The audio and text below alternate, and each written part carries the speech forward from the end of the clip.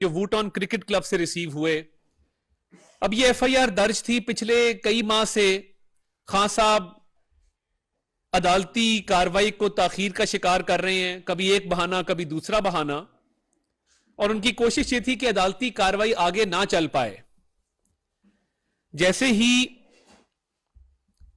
अदालत जो है वो फैसला सुनाने लगी तो इन्होंने इस्लामाबाद हाई कोर्ट से रुजू किया, वहां से एक ऑर्डर आ गया, वो फैसला रुक गया 22 तारीख तक।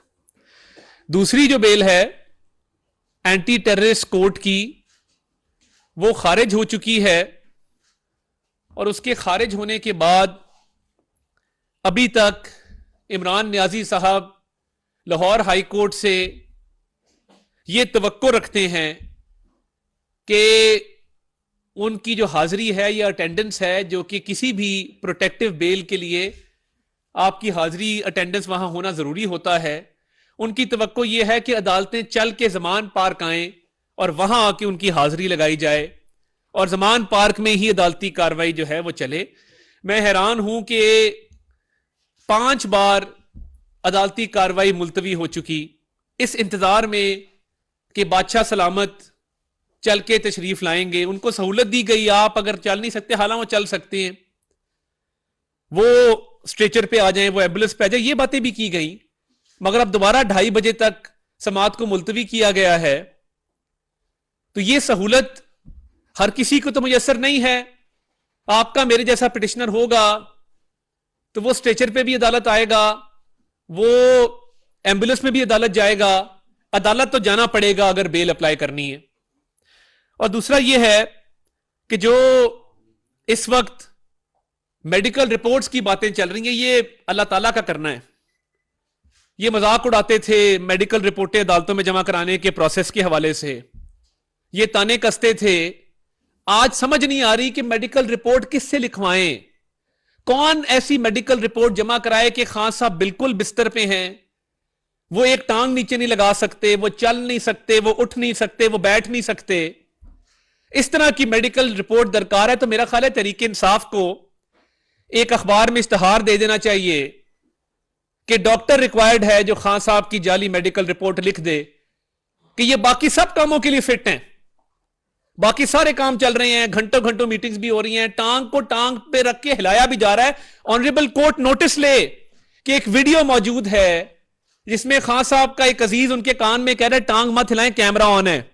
उन्हें कहा जा रहा है कि आप टांग हिला रहे हैं बड़ी फरावानी के साथ, इस टांग को मत हिलाइए, कैमरा चल रहा है, लोग देख लेंगे। ये कौन सी टांग है जो 4 महीने में ठीक नहीं हो रही? और अगर अदालत में आपने दरखास्त दी है जमानत की तो मेहरबानी करके अदालत में पेश हो। यह सहूलत नहीं हो सकती कि आप अदालत की कार्रवाई को 6 बार मुलतवी करवाएं और मुलतवी करवाने के बावजूद आप अदालत में पेश ना हो। इनको आदत पड़ गई है घर बैठे रिलीफ लेने की, लोग ये बात कर रहे हैं। इसका मकसद क्या है? जेल भरो तहरीक।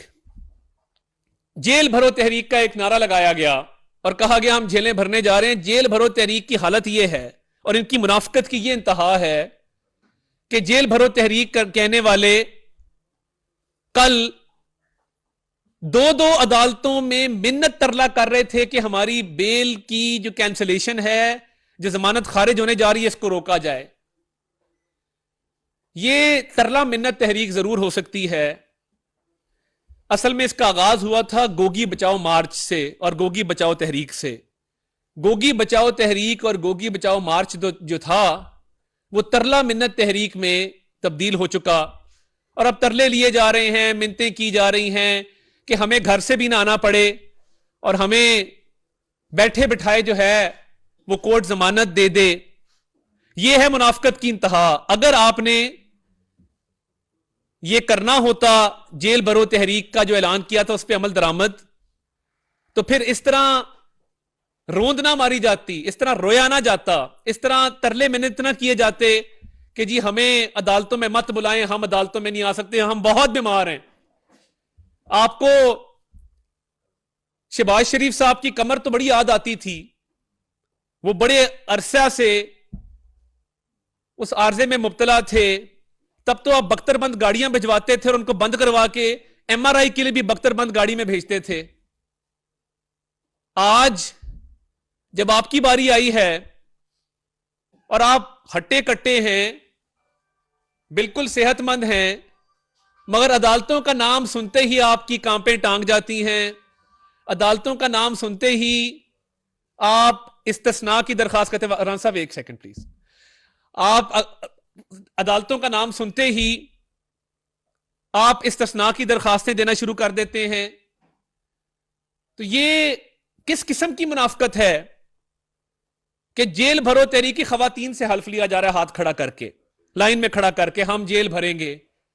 ये होती है शक्लें जेल भरने वाली कि जो अदालत में पेश नहीं हो सकते। इसके पीछे एक पूरी स्कीम है। जो ये तरला मिन्नत तहरीक शुरू हुई है ना, जेल भरो, तो खैर एक नारा ही है।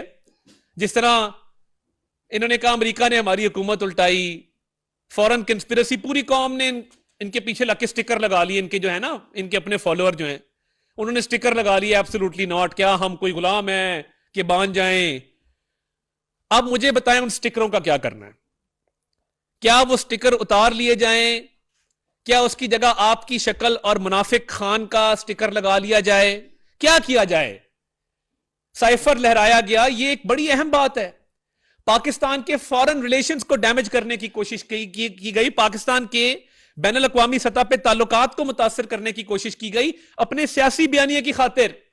साइफर लहराया और कहा अमरीकी साजिश है। आज कह रहे हैं नहीं, ये जनरल बाजवा की साजिश थी, वो सुपर किंग थे। ओ भाई, आप तो कहते थे मैं बड़ा ताकतवर हूं, कभी अमेरिका है कभी जनरल बाजवा है, तो आप सियासत से दस्तबरदार क्यों नहीं हो जाते? ये जो बात है कि ये अमेरिकी साजिश थी कि नहीं थी, इंपोर्टेड हुकूमत के ट्रेंड चलाए गए, इंपोर्टेड हुकूमत के ट्रेंड आज भी चल रहे हैं। तो शर्म नहीं आती, हया नहीं आती, गैरत नाम की चीज नहीं है आप में? आपसे बड़ा मुनाफिक पाकिस्तान की सियासत में नहीं पैदा हुआ कि या हम कोई गुलाम है। हां, तुम गुलाम हो, तुम्हारे से बड़ा पैसे का गुलाम कोई नहीं है, तुम्हारे से बड़ा मुनाफिक कोई नहीं है जो लूटमार की है। अब मसला क्या है? अमरीकी बयानिया तो साइड पे हो गया ना, कि वो क्या हम कोई गुलाम है, दफन हो गया, मर मिट गया बयानिया। अब बाजवा साहब को टारगेट कर रहे हैं क्योंकि इनकी फितरत है कि जो एहसान करे उसको ये अपने शर से ही दो चार करते हैं। जिंदगी में जिस शख्स ने इस पे रत्ती बराबर भी एहसान किया है, वो अभी मुड़ा नहीं तो इसने उसकी पीठ में छुरा घोंपा है। जहांगीर खान तरीन को देख लें, अलीम खान को देखें, जनरल बाजवा को देख लें। ये ना खत्म होने वाली फहरिस्त है। ये मोहसिन कुश है, ये एहसान फरामोश है। कल नईमुल हक की बरसी थी, एक सियासी वर्कर के तौर पे मैं बड़ी उनकी इज्जत करता हूं। ये 30 साल की रफाकत, उसके जनाजे पे जाना गवारा नहीं किया। ये इस तरह का घटिया आदमी है। तो अब क्या हो रहा है? अमेरिकी साजिश खत्म, एब्सोल्युटली नॉट खत्म। क्या हम कोई गुलाम है कि स्टिकर उतार लो? और अब टांग का बहाना करके झूठी मेडिकल रिपोर्ट बनी गाला से इन्होंने पहले कोशिश की बनाने की पिछले दौर में।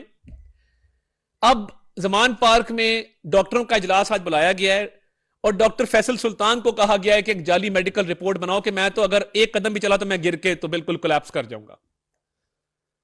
ये कैसी बीमारी है कि ना स्ट्रेचर ना एम्बुलेंस, कोई चीज आपके काम नहीं आ रही।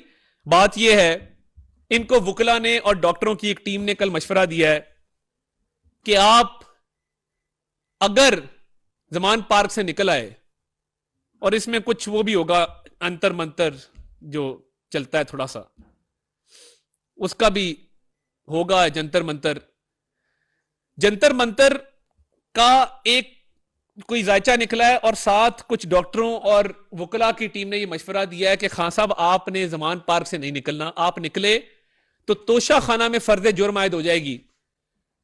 वुकला को भारी रुकूम दी जा रही है कि केसेस को डिले करो, कह दो कि मैं अगले 3-4 महीने आ ही नहीं सकता, मैं मर जाऊंगा अदालत आया तो, मेरे पे हमला हो जाएगा, मेरी टांग ठीक नहीं है, मेरी सेहत खराब है। 2 झंडे लगा के अपने जहनी तस्वर में वजीर आजम के तौर पे जब शाम को, आपने कभी दुनिया में देखा अपोजिशन लीडर का कौम से खिताब? झंडे लगाए हुए हैं। वही एक जहनी बीमारी है कि मैं अभी भी वजीर आजम हूं, कौम से खिताब हो रहा है। और कौम से क्या खिताब हो रहा है? पूरा जोर लगा के 2-2 घंटे की तकरीरें हो रही हैं। उस जोर लगाने से कुछ नहीं हो रहा सेहत को। कोर्ट बुलाए तो मैं मर गया, मैं लुट गया, मैं बर्बाद हो गया। तो वकला ने, जंतर मंतर ने और उसके साथ डॉक्टरों ने कहा है कि इसको डिले करें, जाली रिपोर्टें जमा कराएं, तोशाखाना से बचें और टिरियन वाइट के केस से बचें, क्योंकि टिरियन वाइट का केस बिल्कुल क्लियर है। अभी जमाइमा साहिबा के साथ उनकी तस्वीर थी, बेटी के तौर पे लिखा गया, आर्टिकल भी आया, किसी ने डिनाई नहीं किया, कोई बात नहीं। और ये कानूनी बहस है टिरियन वाइट वाली कि कोई असासा आप छुपाएं, बच्चे छुपाएं, जायदाद छुपाएं, आपको जवाब देना पड़ेगा, डिस्क्वालिफिकेशन बनती है। तो अब तोशाखाना से बचने के लिए, टिरियन वाइट से बचने के लिए, गिरफ्तारी से बचने के लिए यह सारा सेहत का बहाना किया जा रहा है। मेरा मुतालबा है सुप्रीम कोर्ट ऑफ पाकिस्तान से, हर बात का नोटिस लिया जा रहा है, हर किसी को बुला के पूछा जा रहा है, मेडिकल बोर्ड या लाहौर हाई कोर्ट या supreme court of Pakistan constitute करे, वंस एंड फॉर ऑल ये मामला खत्म होना चाहिए।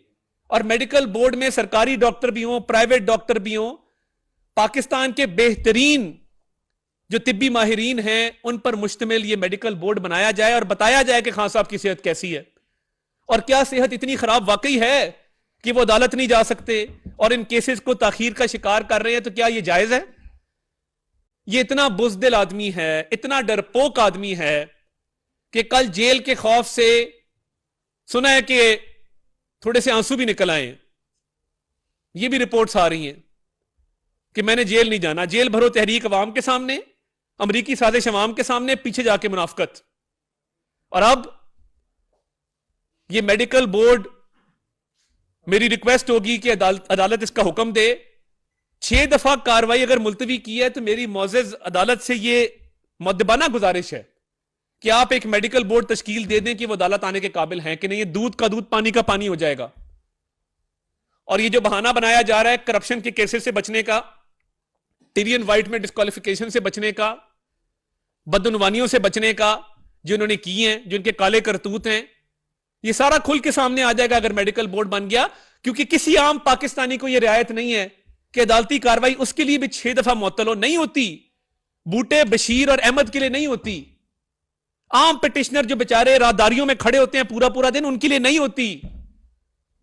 इस लाडले के लिए, क्योंकि ये लोगों को गालम गलोच करता है, सोशल मीडिया पे कैंपेनें चलाता है, इसलिए इसको यह रियायत हासिल है कि ये कोर्टों में भी पेश ना हो, ये रियायतें भी मांगे। और इसका बिल्कुल ये दिल है कि अदालतें चल के जमान पार काएं और उसको क्लीन चिट ट्रे में रख के दें कि ये लें खान साहब, आप बीमार भी हैं, आप मस्कीन भी हैं, आप बेगुनाह भी हैं, ये लें, ये तमाम कोर्ट के ऑर्डर्स हैं, ये आप ले लें। इस तरह कब तक मामला चलेगा? मेडिकल बोर्ड तश्कील दिया जाए, सच्ची और हकायक पे मबनी मेडिकल रिपोर्ट कोर्ट में पेश की जाए और बाकी ट्रायल को चलाया जाए। अगर मियां नवाज शरीफ का ट्रायल रोजाना की बुनियादों पे चल सकता है तो तोशाखाना का ट्रायल जल्दी क्यों नहीं चलता? उसमें महीने महीने की डेट क्यों ली जाती है? अगर सुप्रीम कोर्ट की तरफ से बेटे से तनख्वाह ना लेने पे वजीर आजम को निकाला गया तो ये बेटी वाले केस में 1 मार्च की डेट क्यों है? ये हर हफ्ते केस क्यों नहीं लगता? इसमें जवाब क्यों नहीं जमा कराया जाता? क्यों नहीं जवाब मांगा जाता? तो ये मेडिकल बोर्ड बनेगा तो तब इंसाफ होगा। जब तक मेडिकल बोर्ड नहीं बनेगा ये झूठी रिपोर्टें बनाएगा, ये बहानों के पीछे छुपेगा और ये राह फरार इख्तियार करेगा।